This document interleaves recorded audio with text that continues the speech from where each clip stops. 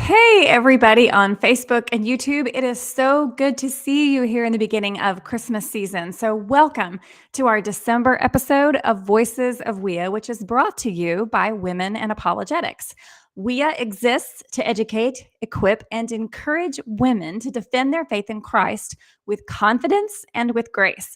We are so glad that you are here with us tonight. So, please let us know that you're watching by saying hello in the chat. Just hop in there and give us a wave and let us know that you're there.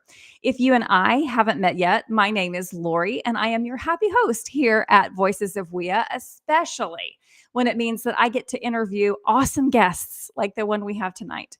If you have ever heard of Mama Bear Apologetics podcast, or if you've read one of the books they've produced, then you're already familiar with our guest this evening. And I am positive that you are going to be super interested in everything that she has to say to us tonight. We are also going to be giving away one of the Mama Bear Apologetics books later on in the show. So to be eligible, all you have to do is to post a question in the chat to our guest before our Q&A time, and I will be letting you know as we get closer to that to remind you. So if you think of a question, don't sit on it. Just go ahead and load it in the chat, and that gets you eligible for the giveaway as well. Okay, so also I want to let you know that tonight's guest will be one of our speakers at our 2024 WIA annual conference on September 13th and 14th of next year. Registration is now live. It opened up last week, so you don't want to miss out on the early bird rate. And remember, tickets make a great Christmas gift for yourself, for a loved one, for a family member or a friend or groups. So be sure to register today and start planning your trip to the Nashville area. Our moderators will post links to our conference webpage also in the chat. So I am dying for you to meet Hillary Morgan Ferrer. She is the founder and president of Mama Bear Apologetics, and she feels a burden for providing accessible apologetics resources for busy moms. And we totally get that around here, don't we? She is the chief author and editor of the best-selling books, Mama Bear Apologetics, Empowering Your Kids to Challenge Cultural Lies, and the second book, Mama Bear Apologetics Guide to Sexuality, Empowering Your Kids to Understand and Live Out God's Design.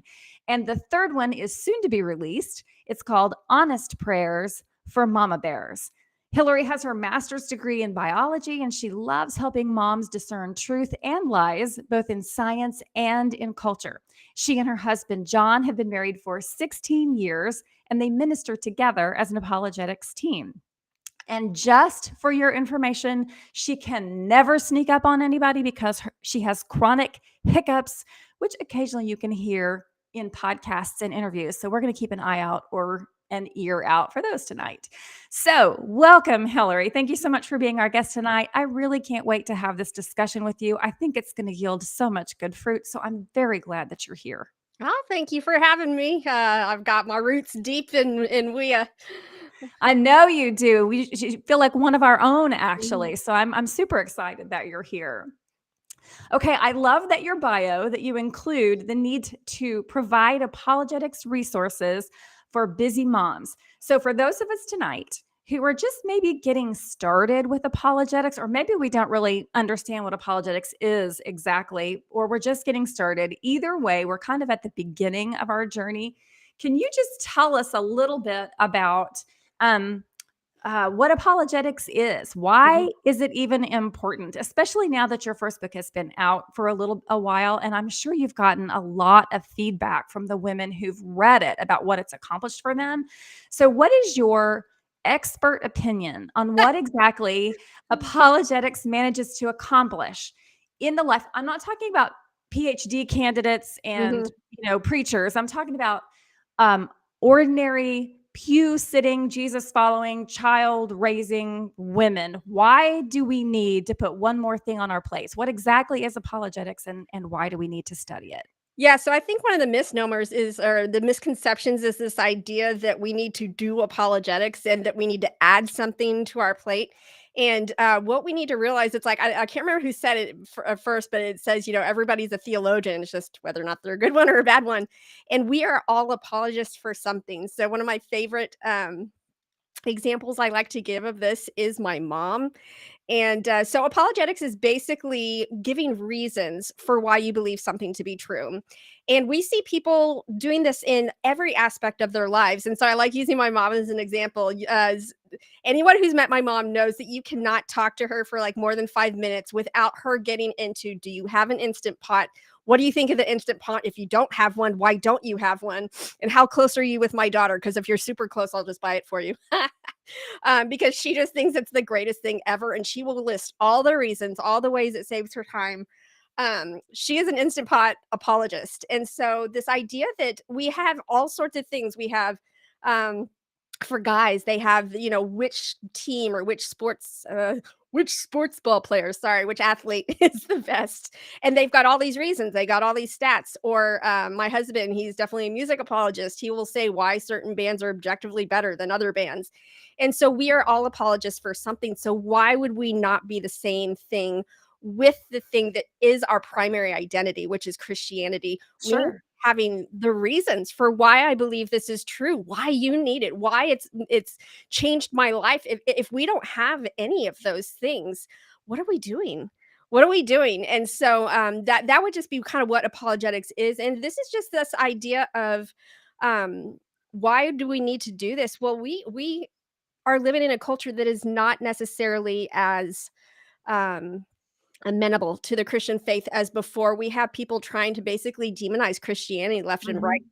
And so it's going to start becoming less and less convenient to be a Christian in today's culture. And the less convenient it becomes, the more persecution that we get, even though we're like real soft persecution. It's mostly just, aggressive things. It's going to be easier and easier to justify walking away because it's not a fun title to have anymore. So I would say just in our culture, that's why we need it. We need to know our why. Yeah, absolutely. I would agree with you. I tell people all the time that if they are not prepping their kids for discomfort, our kids most likely are going to Yes. have to pay a price for being a Christian that you and I never had to pay. Yep. Mhm. And because we have never had to pay it, we don't know how to stand up for it in some cases. And so Yeah. we've got to teach them because they need to know too. And so it really is. I love the analogy though. I really love the analogy. We're all apologists for something because that's totally true. I mean, if I get a really good face cream or a curling iron, you bet your bottom dollar I'm going to tell all my friends about it. So it makes all Yes. the sense in the world. And Mhm. I think it also that for those of us who are struggling to talk about Christ, not that this is apologetics specifically issue, but it's kind of related. It may be that we are not that we've fallen a little lax maybe on our how well we know Jesus, because if you really know Jesus, there's plenty Mhm. of reasons to gush about You're Jesus. stoked if you really truly know Absolutely. just the freedom that comes from Yes. being able to live in the truth. Yes, absolutely. I agree. Okay, so speaking of our kids, do you Mhm. happen to have some helpful statistics? Because I hear this all the time. I'm surprised actually at how much I hear it. When I mention something about the youth exodus leaving the church, or the deconstruction movements that are experiencing all the time with churched kids, people will say, "Well, yeah, but all generations have their issues. This isn't really any different." And I don't think that's true. So, do you happen to have any helpful statistics that will allow us to understand the significance of the youth exodus that we're experiencing now, Yeah. just to help us put it into perspective so that we really understand what it is we're dealing with?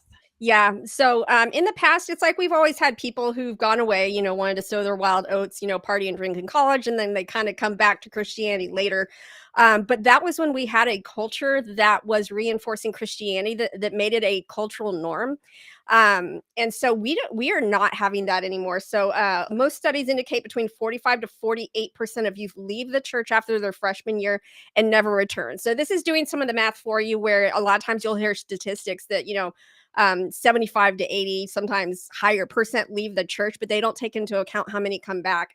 So we are losing half a generation every single time. And this has been going on for several generations. And we are at the point where um, not only are these the Christian kids, but we have probably at least half kids that are not even coming from a Christian background. So why would they return to something that was never a habit in the first place? So that would be one of the things. But we have some statistics that we talk about on the number of people who claim something called nun, they were the nuns, not the N-U-Ns, but like my religion is none, no religion or no preference. And it goes from, starting at like 3% of the population all the way down into, I think in the 2021 study, it was somewhere in the 20s and 30s percent. They're saying that their religion is none. Yeah. So sometimes I don't think it's necessarily about who is sitting in the pews, because if we look at some of the Barna research, only 6% of Christians have a biblical worldview. So let's think about the ones that are still in the church that proclaim Christ. So the question isn't how many are sitting in church.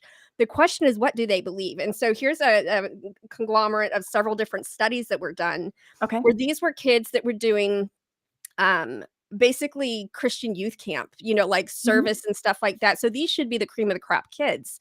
And let's look at what they actually believe. This is what we really need to know.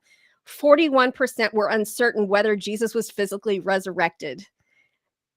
Yikes. 41% of your cream of the crop kids are not sure. 63% didn't believe Jesus to be the son of the one true God.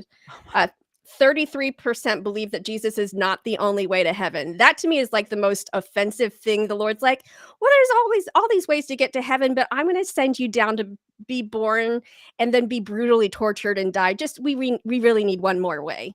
Right. I mean, that's pretty sadistic. And then 60% are uncertain, unsettled, or confused about whether the Bible can be trusted. Again, this is our cream of the crop kids, and this was done several years back. What we have going on now with, like you talked about, the deconstruction movement, is we have a concerted effort to re-educate kids with these kind of revisionist ideas behind whether or not the Bible can be trusted. What are we doing to be able to give them the tools to answer these things instead of saying, well, I just have faith and I have a testimony? Like every religion has a testimony. What makes our testimony different? It's that we are based on true facts. Yes, absolutely. And not to mention that every worldview, I know I'm not telling you anything you'd already know, but every worldview has implications. And so if our own kids are actually espousing other worldviews, there are implications to those worldviews. And if they name the name of Christ, but they live out a separate implication, it makes it so much harder for people to see Christ in our lives, in our words, in our deeds, in our approach to life. And so this is really, I mean, my goodness, it's almost like I feel like we need to whip out the CPR and give the church a little bit of CPR, because we've got to help these kids smack them around, be like, do you know what's happening? Yeah, I'm afraid they don't. And a lot of parents don't. And I'm not really sure. I'm sure there's lots of theories how we got to this point, but oh my goodness, this is really serious. And I think that's one of the reasons I love Women in Apologetics. It's one of the reasons I love Mama Bear Apologetics, because we've got a mission field in our back seats. Yeah, we do. And so we got to take that really seriously, and that means we got to hit the books and start doing some things. And anyway, so that's why I love apologetics, and I think a lot of people don't really realize just how bad the numbers have gotten. Yeah, honestly. Yeah. Okay, so for the members of our audience who are getting started in the waters of defending the faith, what do you suppose we should help them understand is the point of all this study and effort? What should they be aiming at in all that they're doing? What if you had a place to start, or a bullseye, or something for them to kind of shoot for as they're studying? Because apologetics is a very broad field, and you can study all sorts of things and read all sorts of books. So many things. Yes, if your neighbor is an atheist, then they may or may not be persuaded by something that maybe a spiritual but not religious person would be, or a Jehovah's Witness or a Mormon or something like that. People need specific things. Yeah. And so if we're going to try to figure that out as moms, as concerned church members, as just faithful members of the body of Christ, where do we start? What should we be looking at kind of getting under our belts first? Yeah, I would say, so first off, there's a phrase that we used in our podcast that we say, this may not affect your faith, but it might affect your children's. And that is kind of where we need to start. That sometimes people think, oh, I don't know. My dad said this phrase to somebody where they were talking about, oh, I don't need all that. I just have faith. And he said something along, and he goes, what about your kids? And he said their face just went, because their kids are completely not walking with the Lord. So what we're doing here is, this may not affect our faith, but it might affect someone else's. So secondly, in terms of where do you start?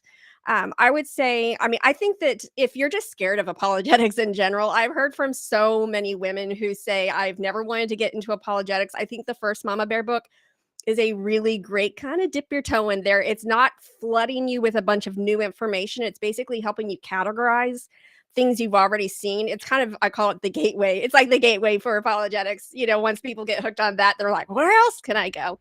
But I think if you were to pick one thing that you're like, okay, I don't know what I want to start with, I would start with the resurrection. I would start with the resurrection and the reliability of the New Testament documents. And I always recommend, in my opinion, the best book for this is J. Warner Wallace's Cold Case Christianity.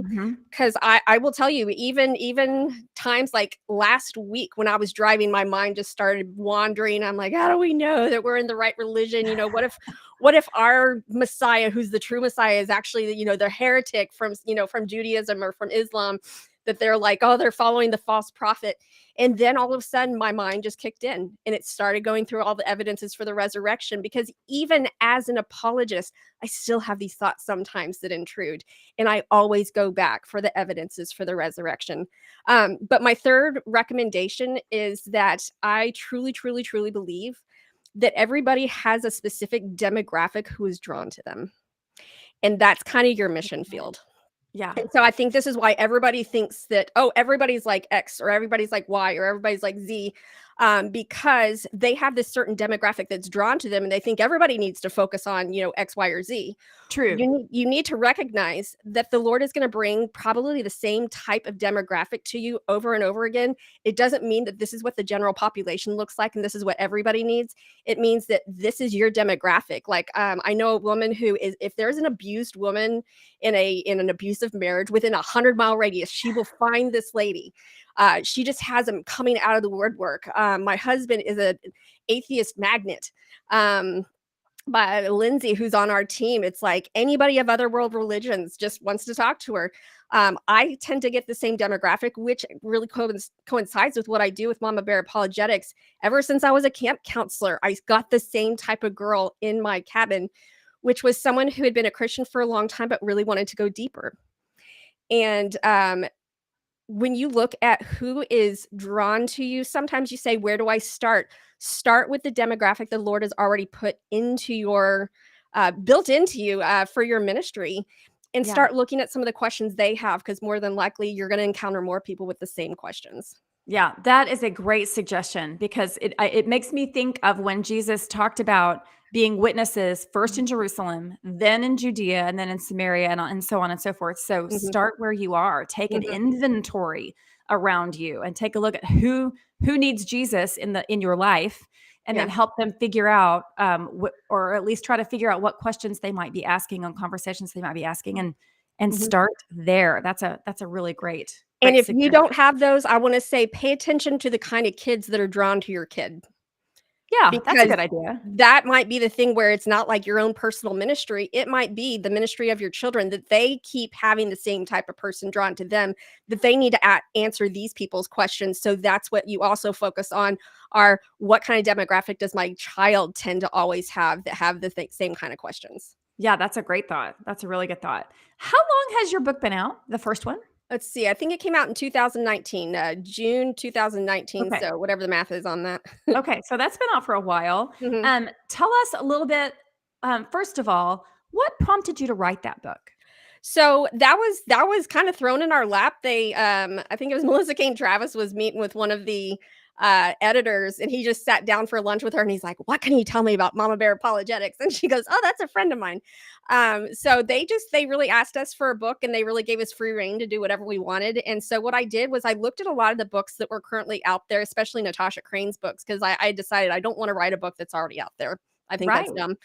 And so I didn't want to recreate anything. So what I did was I actually ended up taking Natasha's books and writing down all the individual questions that she answers throughout her talking with your kids about. And then I started categorizing them in terms of which worldview is undergirding that's actually creating that question in the first place.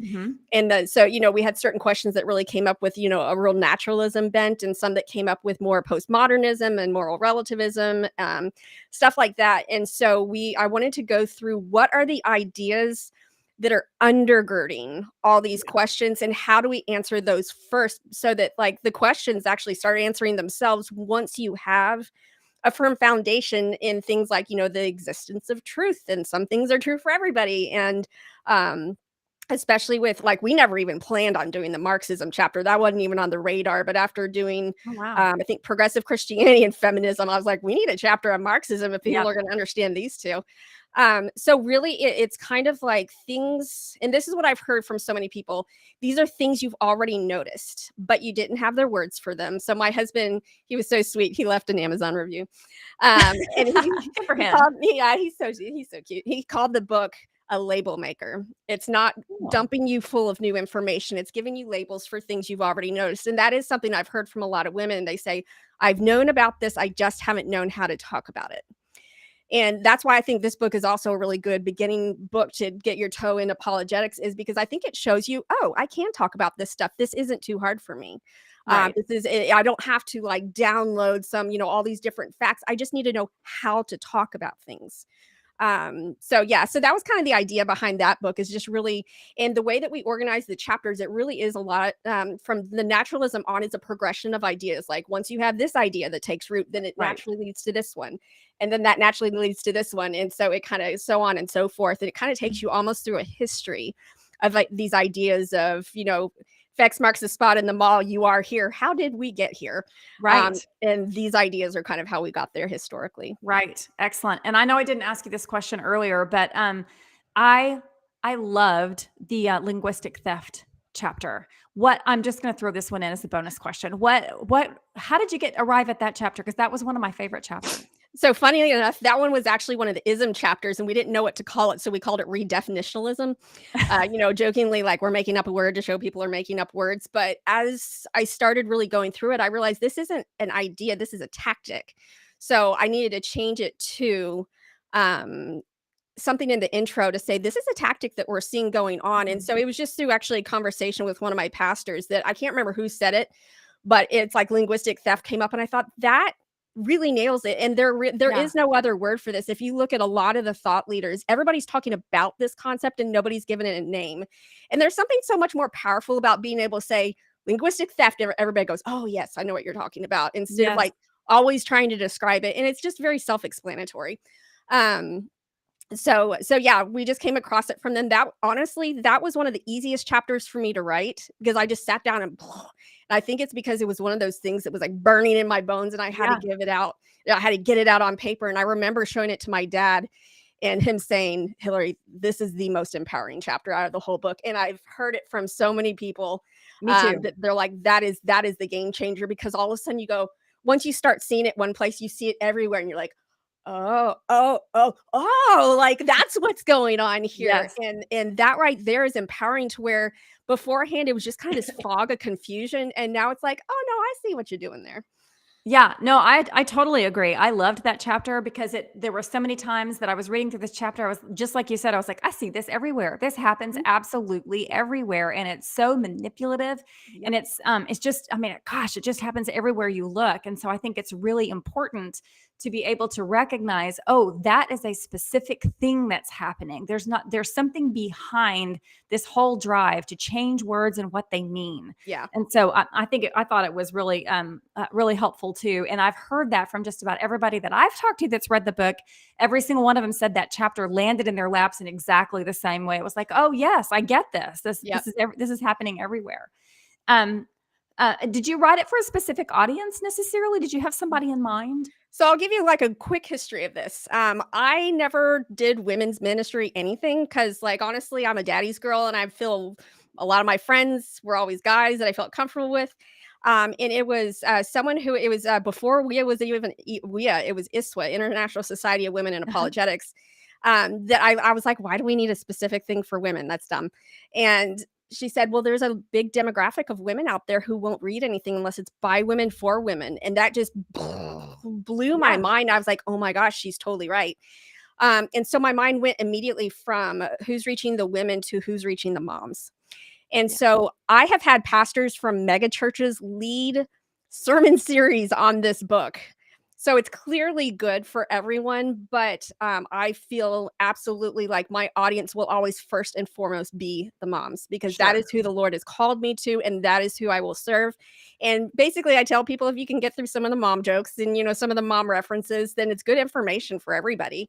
Um, No doubt about that. yeah, and so, like, I think if someone if a guy's willing to, take a punch on his man card and read a book that says Mama Bear Apologetics. John said that we need to get book covers that are like camo so guys can like read it without, you know, Yes. without Without getting without, themselves away. yeah, exactly. But I'm like, you know what? You own that. You own that Mama Bear book. So, I just think it shows character and integrity if a guy's willing to do that. But Absolutely. yeah, so that's my main demographic is I want to, and everybody always asks, when are you coming out with something for kids? And I'm like, I'm never coming out with something for kids, because my goal is educating the moms, Mhm. because they are the youth pastor in their home. I mean, along with their husband, but you're the Of course. ones that are getting the questions first. You need to be the ones answering it. And so if I can make it to where you can understand it well enough and then help you break it down into phrases that will help your kids, well, then we don't need to recreate the wheel. You are doing the work that God created you to do, and you feel empowered doing it.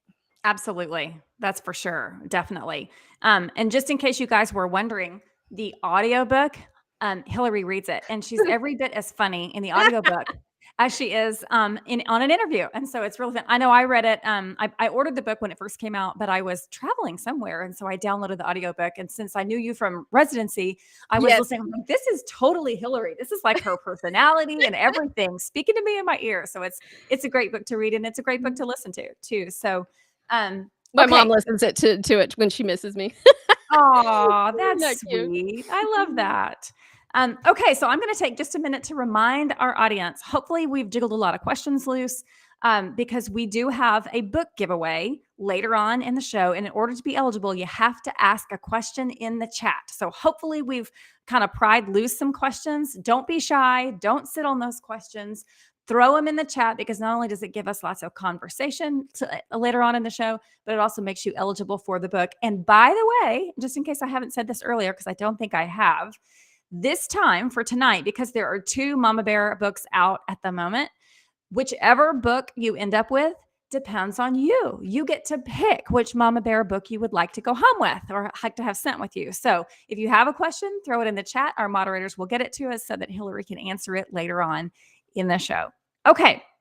So after your first Mama Bear Apologetics book, you followed up with Mama Bear Apologetics Guide to Sexuality. Now, that is clearly a hot button topic today. So give us just a little bit of background information on that book in particular. What will readers learn in that book that they may not necessarily learn elsewhere? Yeah. So I would say, like, everybody says there's nothing new under the sun, but we've got some things that seem fairly new. And it's most sexuality books in the past have been all about, you got to fight them urges, and this is what the Bible says about it and stuff like that. What they we haven't had to deal with in the past, at least in our recent American past, is this idea that we have politics that are now entering this sphere, to where, like you were talking about earlier, how our kids are having to deal with stuff that we never had to deal with. If you think about the names we were called when we were, if we were a Christian in high school, it was things like goody goody, um, Jesus freak, Bible thumper, stuff like that. The idea of even a goody goody means you have to know what good is. What our kids are being called now is abusive, hateful monsters, basically bigoted monsters, because they're saying, again, our linguistic theft, this is what it means to love. It means you need to affirm everything. It means everybody needs to maybe feel comfortable, blah, blah, blah, blah. And you're not doing that. So why aren't you loving like Jesus did? And so for the first time, we have kids that are actually being tricked into affirming unbiblical sexuality, because they think that that's how to love like Jesus did. The second thing that we have that's very, very different, and we go into this in the book, is we have never had the schools championing the sexuality like we do now. Like, it was such a gift when the national sex education standards came out in 2020, which you'll find out are not actually government sponsored, but anyway, that's a whole other thing. We talk about it in the book, where they say that basically a healthy sexuality means that you try out everything. It's part of exploring your identity. And it's like, where in the world? So they're hearing it from school. They're hearing it from morality is being redefined. That in order to have morality, this is what you need to do. It even reminds me of Brave New World, the book, where it's considered immoral to only date and be with one person. That it's considered selfish. It's this whole biblical sexuality completely turned on its head. And then with Jesus slapped onto it. So I would say that just really understanding, like, also in this idea of critical theory, where the people that we need to elevate their voices are anybody who's been marginalized. And since there's a lot of sexual minorities that have been marginalized, we need to elevate their voices. We need to affirm, and we need to ally ourselves with them. And that's not something that we've had in the past. It literally has been, how do you control your urges? How do you glorify God with your body? But it's like there's a concerted trick on all sides, even in kids programming, Mhm. to normalize and destigmatize anything and everything. That if we're just trying to throw a couple Bible verses at them and just say, God said, wait till marriage, that is not, I mean, it is so much more complicated than that now. Right. Right. I agree. It's not that the Bible verses aren't true and telling them true information, but they're Mhm. literally facing a completely different secular worldview Yes. everywhere they look. And there's no other voice. Like you were saying in the school systems, there's no other voice. They're hearing it in school, they're hearing it on the radio, they're They're hearing it in hearing the it in music. churches, in a lot of Yes. churches too. Like, not Yes. even church is safe from this. And any other voice that opposes it gets shouted down. There's not really an opportunity really for people to have actual discussion back Mhm. and forth on these issues, on the merits and demerits of these issues. It's just one particular lane, and you have to stay in it. And Yep. so our kids are really, I know I would have been totally unprepared to have to face Mhm. this as a kid at that Oh, age. yeah. And then just the whole idea of I love that you mentioned critical theory, the whole replacement morality, that it Mhm. doesn't matter. Suddenly we're not talking about biblical morality. We're talking about a morality that says this group of people, our one moral imperative is Mhm. to elevate that group of people, whatever it might require. And that's Exactly. obviously going to kind of fly in the face of biblical morality. And what's a kid to do when everybody is telling them the same thing? Yeah, why aren't you loving like Jesus loved? You have your Yeah, kids that want to love like Jesus loved, and they're being told, "Why aren't you doing it, you hateful, hurtful, abusive monster?" right, right. It's just terrible. Really, You're really the hard, reason really that tough people out commit there. suicide. That's what they're being told. Right? I know that. That's just, oh my gosh, I can't imagine what some of these kids are dealing with. Yeah, And we this is got a a far cry from being called a goody goody or a oh Jesus my freak or goodness, Bible thumper. or not being invited to a party. Exactly, exactly. Mm. So anyhow, okay.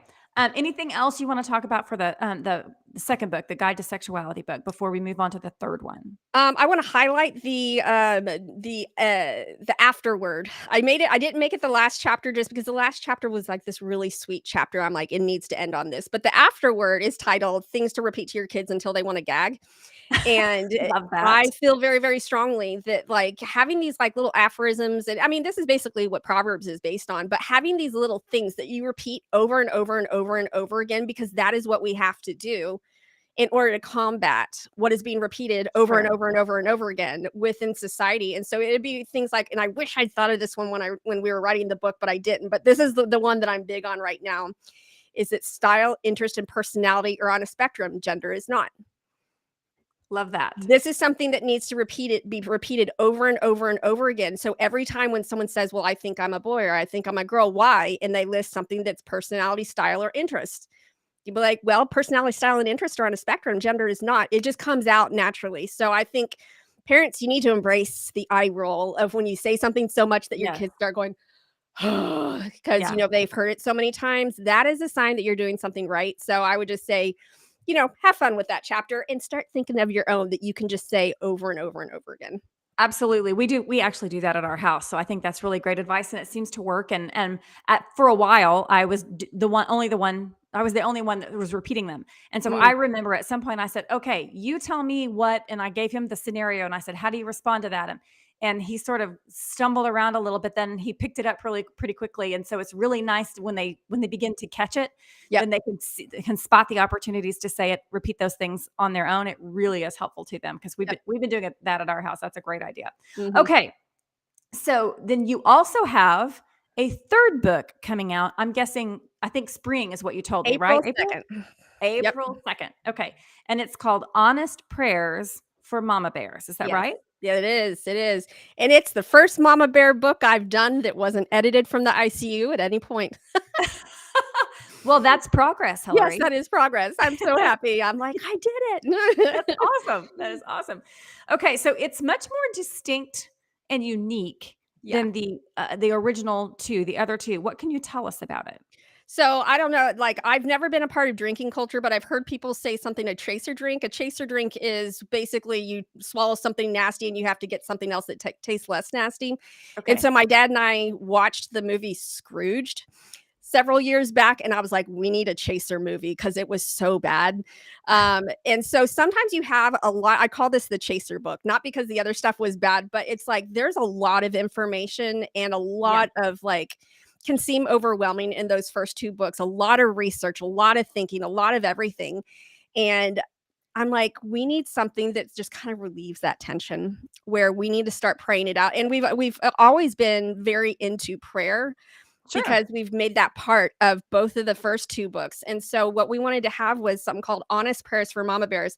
Um, and it really is based on the fact that I've been journaling my prayers, not because I'm super spiritual, but because I'm so ADD that my mind would wander in 1,000 different ways. So I started writing my prayers down like when I was like 11, and they were so spiritual about which boy I wanted to like me and Right. stuff like Of that. course. Please Absolutely. God. Yes. Yeah. I remember those. Yep, yep. And so, but it's like it at the same time, it kind of taught me how to be honest with the Lord. And so my first really, really honest prayer that was like the kind that it was recognizing something ugly in myself, something that you wouldn't want to say out loud, was my freshman year in high school, where we were supposed to write letters to ourselves, and then we wrote a prayer at the end asking for the Lord for, whatever for the next year. And this one line in that prayer was, Lord, I don't want you, but I want to want you. Mhm. And it wasn't because it's like I wasn't a good Christian girl. It was more like I was satisfied with my spiritual growth. And I didn't feel it, like I didn't have that yearning and that burning to go deeper like I saw in other people. And so I was just honest, Lord, I don't feel that, but I want to feel that. Yeah. And so that is what this whole book is based on, is saying all the things that we think we're not allowed to say. And how do we pray in such a way to where we're not saying the things that we think we're supposed to say, we're saying the things that are actually true. And then of course always going back around to the truth that we know is actually true, and reorienting ourselves, but really having the permission to pray about all the things like and so this book isn't just me. It's like Julie Lose, who did all the prayers for the first two books, is my kind of co-author on this one. And we reached out to the Mama Bear community, specifically the ones that were involved in book launching, and said, submit some prayers. We would like, so we've got like, I can't remember, like 25 different other mama bears that submitted prayers, and it's for all walks of life, all stages. We even have a prayer, a chapter called Things You Pray You Never Have to Pray. Right. And Yeah. so we just kind of go through a lot of different things. And I'm hoping that through that book, the goal of that book is that people will never need that book again, that they'll be like, oh, I can say that to God. Oh, okay. Oh, I can. Yeah, I've thought that before. Oh yeah, I've been praying that real differently. And we don't use like the formula, like even though we do show the pause for prayer formula in the first two books. Yeah. Um, we don't really have a formula in there. It's like, it really is kind of, or some of the contributors do them kind of like in the pause for prayer formula. A lot of the ones that I wrote like I journal, which Sure. is kind of what I do. And so I'm just praying that people not only just see prayers that they want to pray, but it shows them the way that, it kind of teaches them how to pray just by the modeling of how they can journal to the Lord. So anyway, that's the goal with that book. And it's not one of those ones where you're like, oh, I got to grit down and, get ready for all this information. This is a release, knowing that we fight ideological battles on the ideological front, and we fight spiritual battles on the spiritual front. And if we don't know how to fight that spiritual battle, no amount of ideology will ever penetrate a hardened heart. Oh, for certain. And I love that you kind of taken a break from apologetics instruction, I guess you could call that, and Mhm. included this because first of all, I can imagine there's an awful lot of moms right now, like all of us, that kind of have wandered into this 21st century dilemma that we're having to deal with raising kids in, and prayer is what else are we going to do but if we don't pray? Because there's so much to pray over. And I have found, I'm sure this is probably the same for you. You can let me know if it's not, but I have been surprised over the years at just how many Christians are uncomfortable with prayer. They don't really know how to do it. They've never really been, many people have never really been taught. They're just guessing. And in a lot of cases, particularly when you pray and you don't get an answer, you sort of assume, well, it didn't work, or I did something wrong, or maybe we have a prayer for that one. It's God, please use a megaphone. Yeah. Oh, I love that. That's awesome.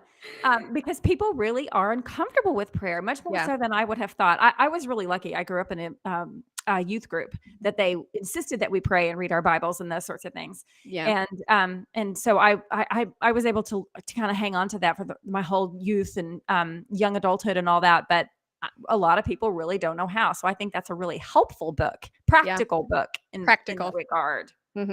Okay, very good.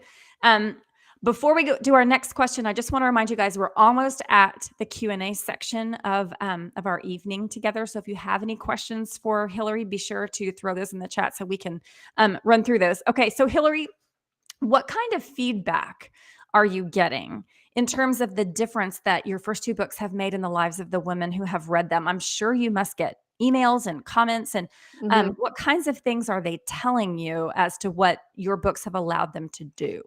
So first off, I'm going to say just in general that words matter. And this is me starting way far back.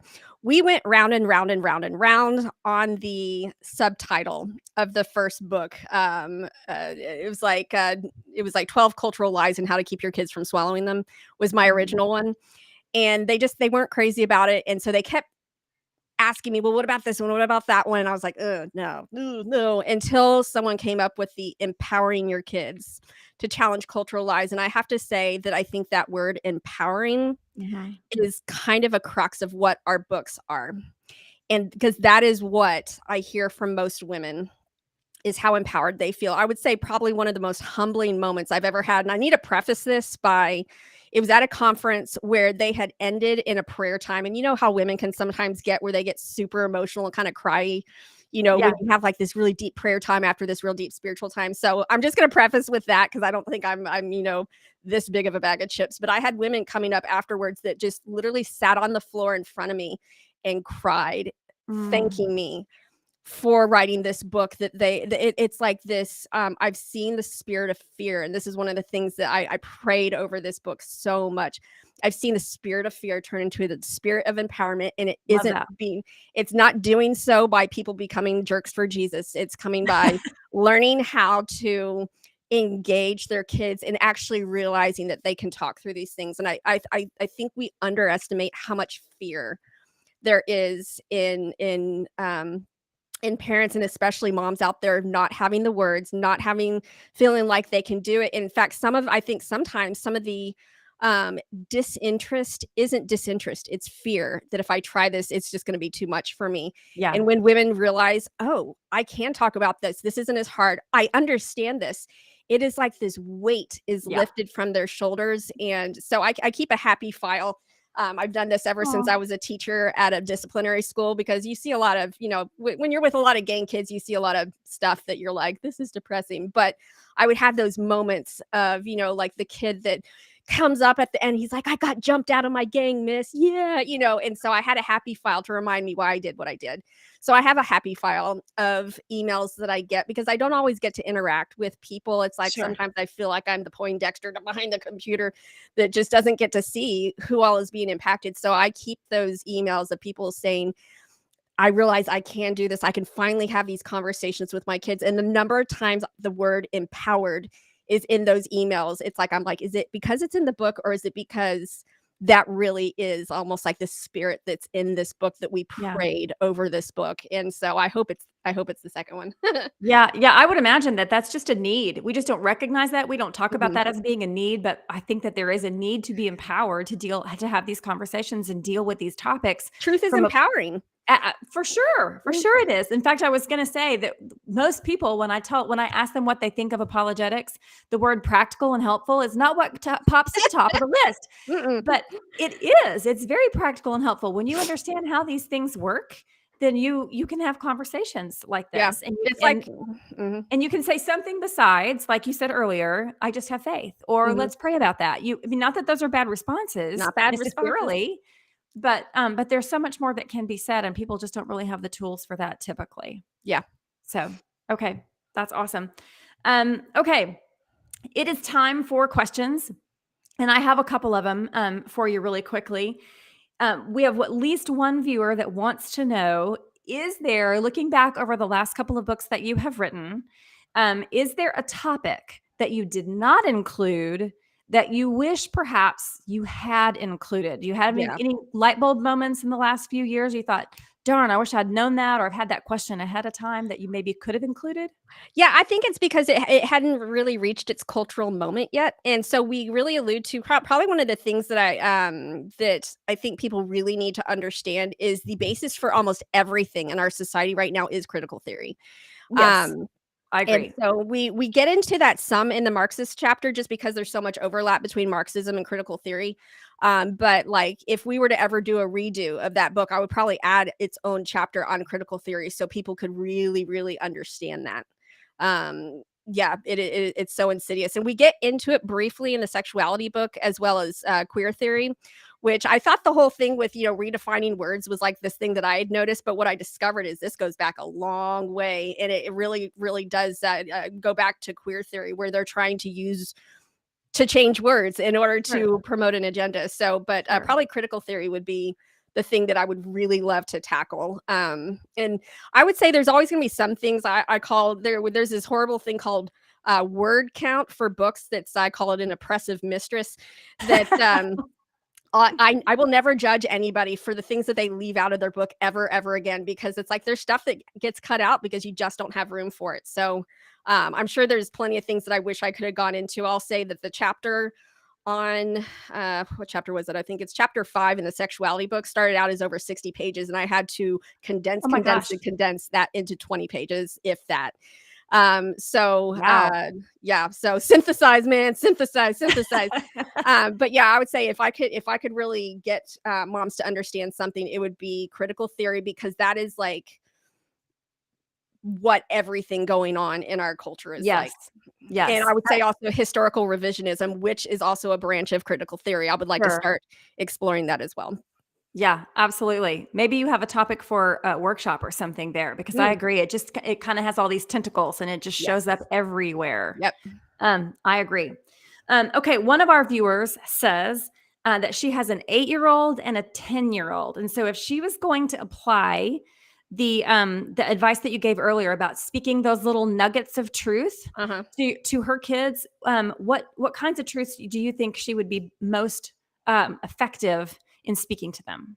So I think one of the things, especially with what we have going on, that will undergird almost everything are the first two that we have in the things to repeat till your kids till they want to gag. And that is what you do with your body matters, to which they'll always say, why?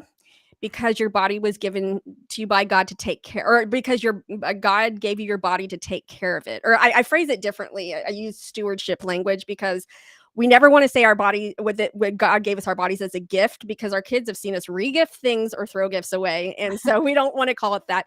The concept of stewardship goes throughout all of scripture. Yeah. And so there is almost no kid question. Well, no, that's exaggerating. There's a lot of kid questions where, why do I have to brush my teeth? Why do I have to eat my vegetables? Why do I have to get to bed on time? Because what you do with your body matters, because God gave you your body to take care of it. And this is part of taking care of your body.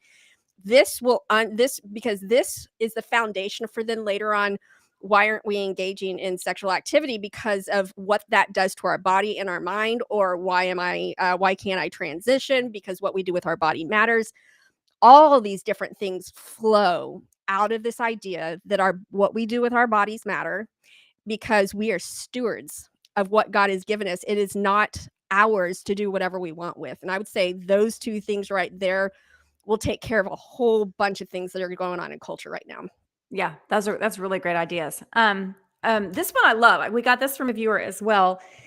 She wants to know how the chew and spit method has impacted some of the mama bears. So take a minute for those who aren't familiar to kind of Uh-huh. explain the chew and spit, and then Mhm. what kinds of impacts that you've seen it have. Yeah. So chew and spit is this idea that basically we can't categorize things into all Christian or all non-Christian or all Yeah. safe or all dangerous.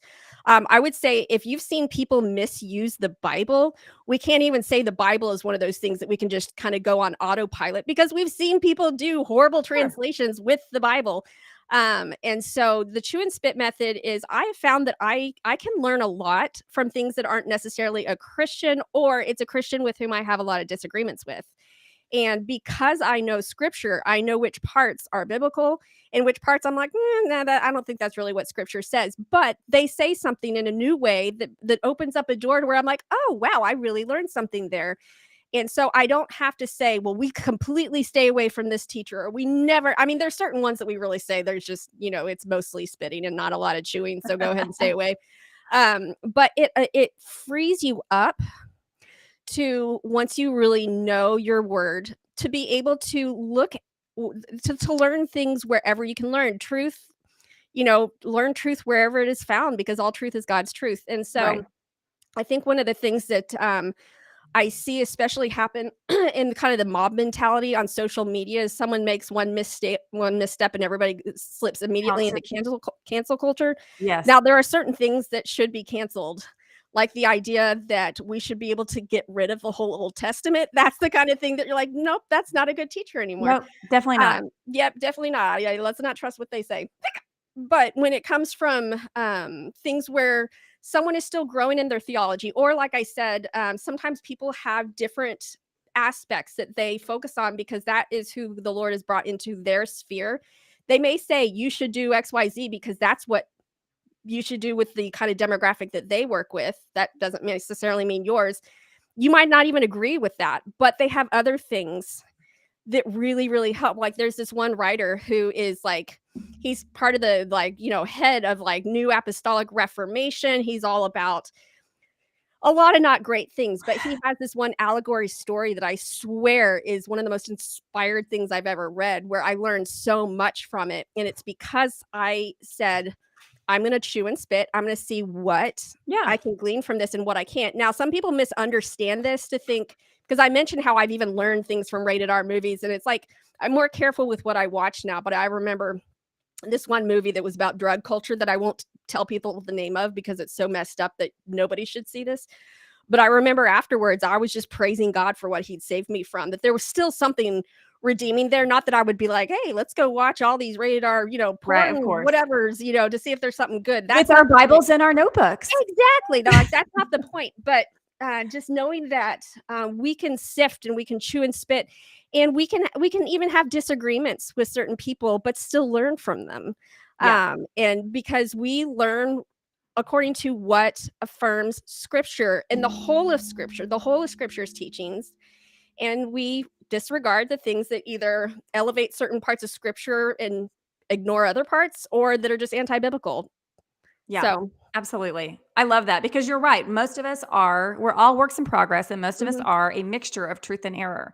yeah. And so it's important to just develop that skill hmm of discerning between the two and, hmm lose the error and hang on to the truth yeah. wherever you can find it, like you And it said. builds bridges when you can say, hey, there's all these Sure. things that we agree with. So it's like, but I mean, the real summary of this is there's no autopilot in the Christian life, as much as we would like for it to be. That's true. There is no autopilot. So it's just learning how to allow certain things in and then just reject other things.